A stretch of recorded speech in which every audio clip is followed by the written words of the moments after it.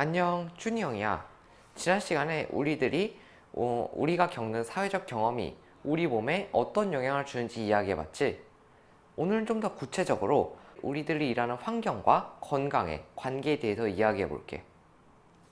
사람들은 왜 일을 할까? 물론 여러 가지 이유가 있을 수 있어.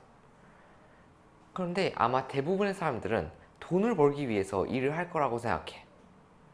인간은 살아가면서 돈이 필요하거든. 너희들이 학원에 가는 것과 장난감을 사는 것, 그리고 밥을 먹는 것까지도 전부 다 돈이 필요해. 돈을 벌기 위해서는 일을 해야 돼. 그렇기 때문에 많은 사람들은 하루 중 대부분의 시간을 일을 하면서 지내. 그래서 우리들이 일하는 환경은 그 무엇보다도 중요할 수밖에 없어. 오늘 해볼 얘기는 바로 이 일터에 관한 이야기야. 우리들이 일하는 환경, 일터는 우리가 노동 환경이라고도 이야기하거든.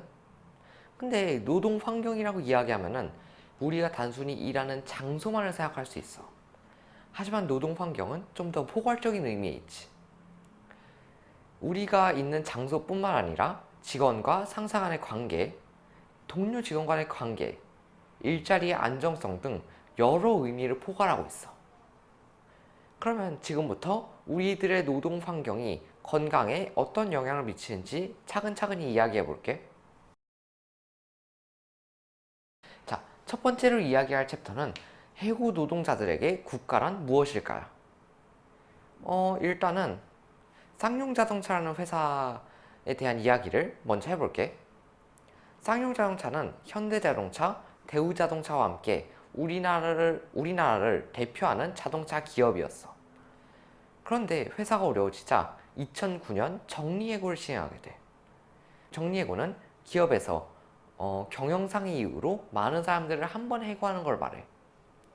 그렇기 때문에 이 정리해고는 기업에서 경영을 잘못해서 벌어진 일이야. 단순히 기업의 경영진들의 책임이라는 거지. 그런데 이들의 책임으로 인한 피해는 모두 노동자, 개개인이 짊어지게 돼. 그 당시 해고된 노동자들은 무려 2,600명이 넘었다고 해. 아무런 잘못 없이 동료들이 해고되는 것을 본 노동자들은 단체로 파업에 나서게 되거든. 파업은 노동자들이 자신의 권리를 지키기 위해서 일정 기간 동안 일을 중단하는 것을 말해. 하지만 이들의 파업도 많은 사람들의 해고를 막지는 못했어. 지금부터 해볼 이야기는 바로 이 쌍용자동차 파업에 참여한 사람들의 이야기야.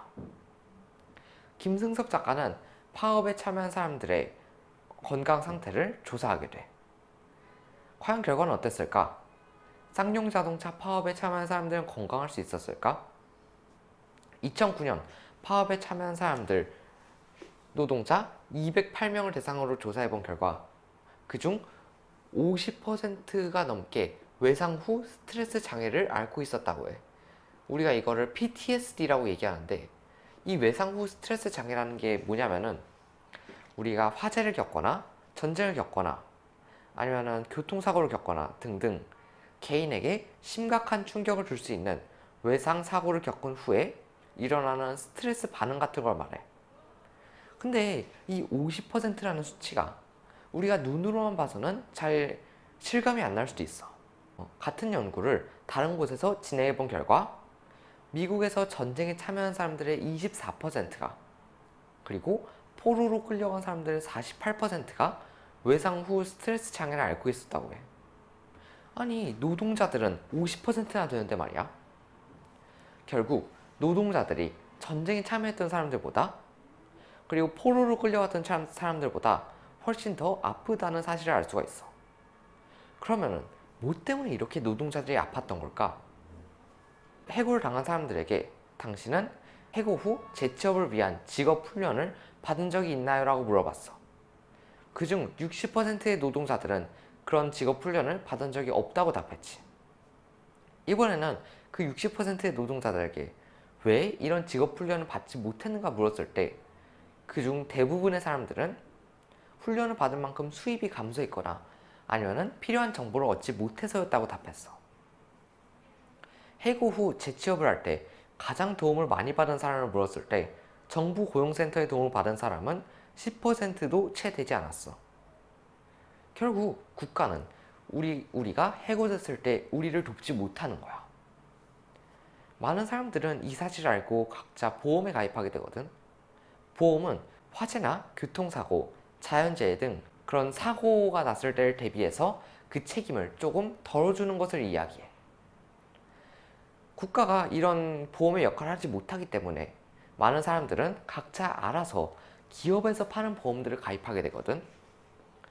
일종의 이제 안전장치를 마련하는 셈이야. 우리들은 이거를 개인적 안전망이라고 이야기하자. 쌍용 자동차 해고 노동자들에게도 아마 이런 개인적 안전망이 있었을 거야. 그런데 조사 결과 해고 후 3년이 지나면은 노동자들의 65%가 이런 개인적 안전망마저도 전부 해제했다고 해. 그 후 노동자들은 개인적, 사회적 안전망도 없이 한 발만 디뎌도 잘못 떨어질 것 같은 그런 절벽 같은 순간들 속에서 삶을 이어나가고 있었다는 것이. 쌍용 자동차 해고 노동자들의 사망 원인 1위는 놀랍게도 자살이었어.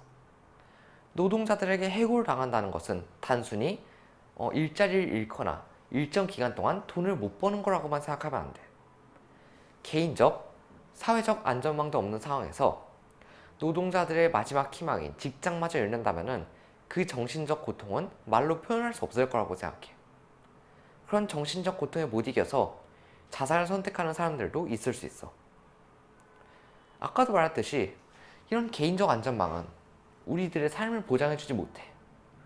그렇기 때문에 국가에서 노동자들을 위해서 최소한의 사회적 안전망을 마련해주는 것이 좋을 것 같아.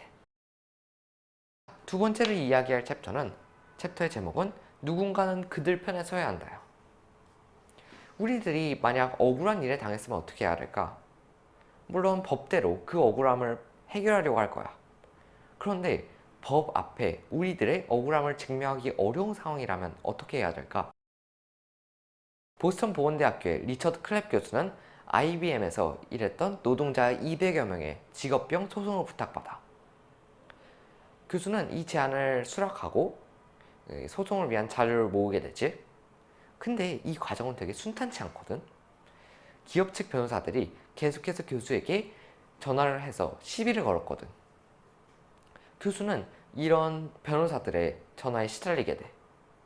그런데 이런 일에 시달리면서도 위한 준비를 계속해 나가. 교수는 IBM에서 일했던 노동자 2만 6천여 명의 건강 자료를 분석해서 그들의 일자리가 암을 유발할 수 있다는 결과를 도출해내. 그리고 이 자료를 법정에 제출하지. 하지만 이 자료는 채택되지 않아. 결국 IBM에서 일했던 노동자들의 패배로 이제 끝이 나게 돼.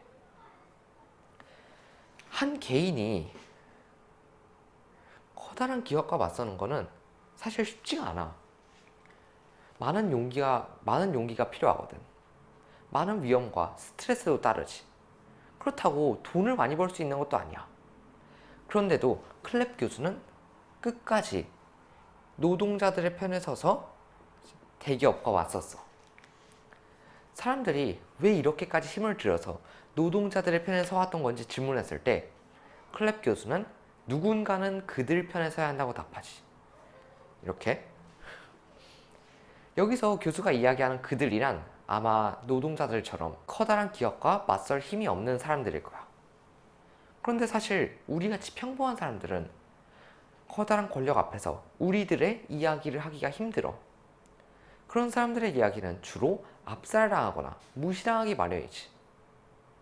그렇기 때문에 클랩 교수 같은 학자나 변호사들이 이런 노동자들의 편에 서서 이들이 목소리를 낼 수 있도록 도와줘야 한다는 거야. 그렇다면 우리들은 이런 상황에 클랩 교수같이 노동자들의 편에 서서 대기업과 맞설 수 있을까?